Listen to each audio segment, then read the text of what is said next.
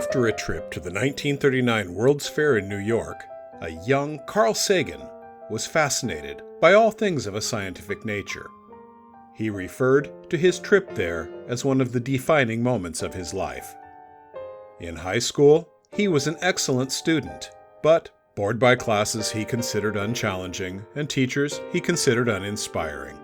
He was fascinated by chemistry and how atoms could combine and recombine to form new compounds and molecules.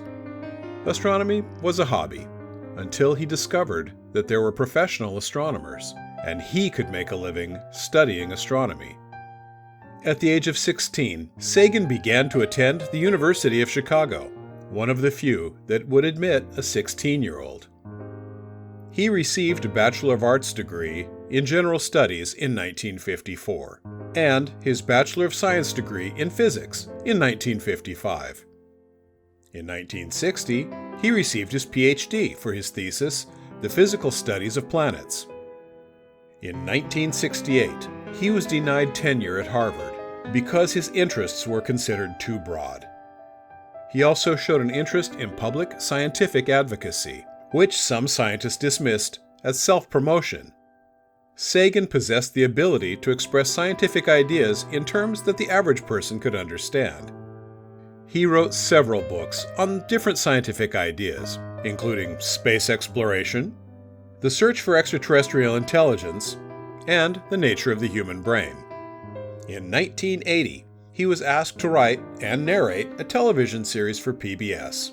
The 13-episode series, Cosmos: A Personal Voyage, remains one of the most widely viewed television programs to talk about science. The popularity of the series made Sagan a pop culture icon. Again, this caused many in the scientific community to dismiss him as little more than a self-aggrandizing TV star. For this reason, many of his contributions to science tend to be overlooked.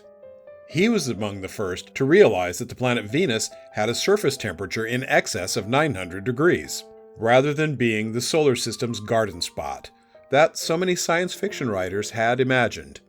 He began working with NASA from its inception, working on every planetary mission from Mariner 2, which flew in 1962, up to the Mars Pathfinder, which was en route to Mars at the time of his death. One of his last books, Demon-Haunted World: Science as a Candle in the Dark, stressed the importance of basic scientific literacy in a world increasingly affected by, but largely ignorant of, science. Helping people understand that science was a way of thinking without fooling yourself was his lifelong ambition. His books, public lectures, and TV programs opened up the universe to countless people, and his legacy lives on. That's why Carl Sagan is the Planet of Mystery Cool Astronomy Person of the Week.